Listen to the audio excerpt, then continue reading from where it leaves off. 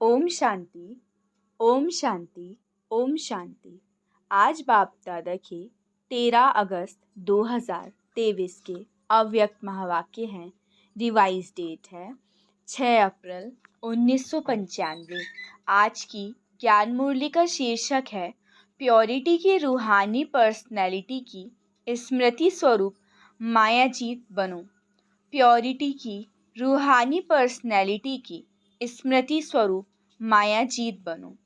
आज स्नेह के सागर बाप दादा चारों ओर के सर्व स्नेही बच्चों को देख रहे हैं। हर एक स्नेही बच्चे के मूरत में रूहानी पर्सनैलिटी की झलक देख रहे हैं। बाहर के रूप में तो साधारण पर्सनैलिटी वाले हैं, लेकिन रूहानी पर्सनैलिटी में सबसे नंबर 1 है।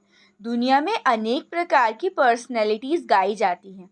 शरीर की भी पर्सनैलिटी, कोई विशेषता की, कोई विशेष पोजीशन की, लेकिन आप सबके चेहरे पर चलन में कौन सी पर्सनैलिटी है? प्योरिटी की पर्सनैलिटी। प्योरिटी ही पर्सनैलिटी है। जितना जितना जो प्योर है, उतनी इनकी पर्सनैलिटी ना सिर्फ दिखाई देती है, लेकिन अनुभव होती है। सभी अपने रूहानी पर्सनैलिटी को अनुभव करते हो। आप जैसी पर्सनैलिटी सतयुग से अब तक कोई की है? सारे कल्प में चक्कर लगाओ तो आप जैसी पर्सनैलिटी है नहीं, है ना? तो आपको अपनी रूहानी पर्सनैलिटी का नशा है। अनादि काल में तो परम धाम में भी आप विशेष आत्माओं की पर्सनैलिटी सबसे ऊंची है। चाहे आत्माएं सब चमकती हुई ज्योति हैं, लेकिन आप रूहानी पर्सनैलिटी वाली आत्माओं की चमक अन्य सब आत्माओं से न्यारी और प्यारी है। अपने अनादि काल की पर्सनैलिटी को स्मृति में लाओ। आई स्मृति में देख रहे हो बाप दादा के साथ साथ कैसे रूहानी पर्सनैलिटी में दिखाई दे रहे हैं। अपने आप को देख सकते हो तो चले जाओ अनादि काल में। कितने टाइम में जा सकते हो? जाने में ज़्यादा टाइम नहीं लगेगा, सेकंड से भी कम लगेगा। एक दिन 1 घंटा नहीं, पर सेकंड से भी कम। मन से जहाँ चाहो वहाँ पहुँच सकते हो। तन की भी तो मन की भी तो धन की भी और संबंध की भी। जब सब प्रकार की पर्सनैलिटी कितनी श्रेष्ठ है, तो आदिकाल की पर्सनैलिटी देखो कितने सुंदर लगते हो, कितने सजे हुए, कितने सुख शांति प्रेम आनंद स्वरूप हो। तो आदिकाल में अपनी पर्सनैलिटी को देखो, स्पष्ट दिखाई देता है। वह 5000 वर्ष हो गए, थोड़ा स्पष्ट नहीं है। बाबा ने कहा ऐसे नहीं कि 5000 वर्ष आप पहले बने थे तो अभी भूल जाओ, नहीं। बाबा ने कहा अभी भी सबको स्पष्ट स्मृति में लाना है, होशियार हो सभी। तो आदिकाल भी अपना देख लिया, अब जाओ मध्यकाल में। तो मध्यकाल में भी आपकी पर्सनैलिटी क्या रही? आपके जड़ चित्र कितने विधि पूर्वक पूजे और गाए जाते हैं।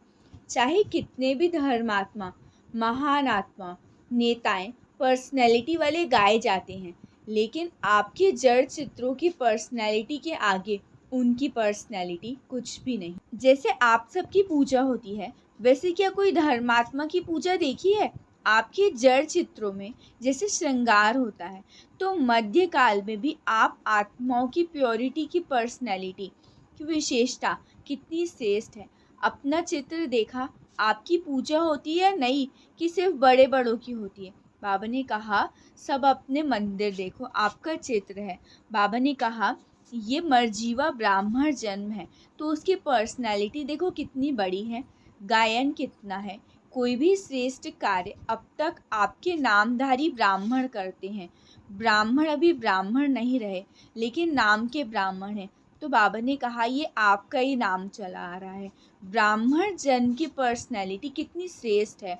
आदिकाल, अनादिकाल, मध्यकाल और अब अंतकाल, सारे कल्प में आपकी पर्सनैलिटी सदा ही महान रही। लौकिक पर्सनैलिटी वालों का अगर नाम भी आता है तो कोई विशेष बुक में उन्हों का नाम आता है, फलाने फलाने हैं, लेकिन आपका नाम किस में आता है? साधारण बुक में नहीं, लेकिन शास्त्रों में आता है। जो भी आदिकाल से शास्त्र बने, उसमें किसके चरित्र हैं, किसका गायन है, किसकी कहानियाँ हैं। तो बाबा ने कहा ये पर्सनैलिटी वालों का है, मतलब कि आपका गायन है। और वो आपको कितना रिगार्ड देते हैं? बड़े विधि पूर्वक शास्त्रों को संभालते हैं। बाबा ने कहा आपको पूज्य रूप में देखते हैं तो अपनी पवित्रता की पर्सनैलिटी को सदा इमर्ज रूप में और स्मृति स्वरूप में रखो। मेहनत करने की अब कोई आवश्यकता ही नहीं। माया का काम है आना, लेकिन आपका काम अभी समय प्रमाण भगाना नहीं। माया आई और भगाया नहीं, आपका काम है सदा माया जीत रहना। तो माया जीत हो व माया को बार बार भगाने वाले हो। मतलब इन शॉर्ट ये कह सकते हैं कि आपको निर्विघ्न बनना है, विघ्न विनाशक नहीं। अभी भगाना पड़ता है, थोड़ा थोड़ा तो दर्शन के लिए आ जाती है माया, या फिर भगाते रहते हो। बाबा ने कहा सभी बच्चे माया को हमेशा के लिए भगा दो, माया से युद्ध नहीं करो, उसको छोड़ दो। बाबा ने कहा आगे अंत में ये सब नहीं हो सकेगा। अगर अंत में मायाजीत बनने का पुरुषार्थ भी करेंगे ना तो हाल क्या होगा। फिर बाबा तोते की कहानी सुनाते हैं कि तोते को कहा नलके पर नहीं बैठना और जाकर बैठ के बोल ही रहा था। मन में सोचते रहेंगे मैं आत्मा हूँ, लेकिन माया का प्रभाव होता रहेगा। कोशिश भी करेंगे कि मैं आत्मा हूँ, लेकिन होगा नहीं। तो बाबा ने कहा क्या करना है, अभी से मायाजीत बनने का अभ्यास करो। उसका सहज साधन है अपने रूहानी पर्सनैलिटी को स्मृति स्वरूप में रहो। तो ऊंची पर्सनैलिटी वाले की निशानी होती है कि किसी में भी आंखें नहीं जाएंगी। ये ऐसा है, ये ऐसा है, ये ऐसा करता है, ऐसे करती है, मैं क्यों नहीं करूं, मैं क्यों करूं, मैं क्यों नहीं कर सकती, कर सकता हूं। दूसरे के प्रति आंख नहीं जाएगी। क्यों? रूहानी पर्सनैलिटी वाला सर्व प्राप्तियों से संपन्न है, स्वभाव में भी संपन्न, संस्कार में भी संपन्न और संबंध संपर्क में भी संपन्न, भरपूर। तो कभी अपने प्राप्तियों के भंडार में कोई अप्राप्ति अनुभव नहीं करेंगे, क्योंकि रूहानी पर्सनैलिटी के कारण वो सदा ही मन से भरपूर होने के कारण संतुष्ट रहता है। आँख दूसरे की प्राप्ति में तब जाती है जब अपने में अप्राप्ति अनुभव करते हैं। तो बाबा ने कहा क्या आपको कोई अप्राप्ति है क्या? आप तो गीत गाते हो ना कि अप्राप्त नहीं कोई वस्तु ब्राह्मणों के खजाने में। तो ये मुख से नहीं मन से गाओ। जो गाते हैं तो हाथ उठाओ। बाबा ने कहा बाप दादा चारों ओर के बच्चों की प्योरिटी की पर्सनैलिटी चेक कर रहे थे। बाबा ने फिर कहा कि बच्चे प्योरिटी की परिभाषा को भी अच्छी तरह से जानते हैं। प्योरिटी का अर्थ क्या होता है?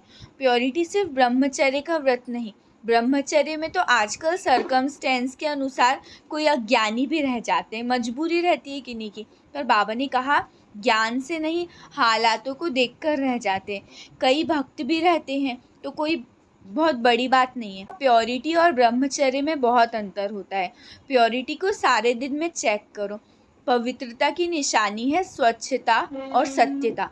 अगर सारे दिन में चाहे उठने चाहे बैठने में, बोलने में, सेवा करने में या फिर स्थूल सेवा की, सूक्ष्म सेवा की, लेकिन अगर विधि पूर्वक नहीं की, विधि में भी अगर ज़रा सा अंतर हो गया तो स्वच्छता नहीं, व्यर्थ संकल्प भी अपवित्रता है। क्योंकि आप सोचेंगे कि हमने पाप नहीं किया, किसी को दुख नहीं दिया, लेकिन अगर व्यर्थ चला गया, समय गया, संकल्प गया, संतुष्टता गई, तो आपकी पवित्रता की फाइनल स्टेज की डिग्री में फ़र्क पड़ जाएगा। मतलब बाबा कहते हैं कि पवित्रता मतलब कि मन वचन कर्म सबसे पवित्रता। अपवित्र या व्यर्थ संकल्प भी अपवित्रता के समान है। 16 कला नहीं बन सकेंगे, फिर 15 या 14 कला, 15.5 कला, ऐसे नंबरवार हो जाएगा। तो अपवित्रता सिर्फ किसी को दुख देना या पाप कर्म करना नहीं होता, लेकिन स्वयं में सत्यता, स्वच्छता विधि पूर्वक अगर अनुभव करते हो तो पवित्र हो। निकल गया, बोलना नहीं था लेकिन बोल दिया, तो इसको क्या कहेंगे? मालिक हो क्या? इसीलिए अमृत वेले से लेकर रात तक अपने संकल्प, बोल, कर्म, सेवा सबको चेक करो। बाबा ने कहा मुरली देखो और नाचो गाओ, हंसो खेलो। तो अपने हाथ में तीर का मान नहीं उठाओ, मुरली उठाओ, देखो, चेकिंग करो।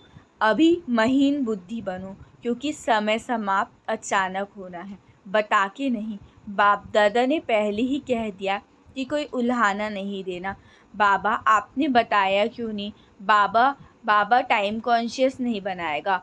अभी पूरा डायमंड बनना है, जो वादा किया है। डायमंड जुबली मनानी है या फिर डायमंड बनना है, दोनों करना है।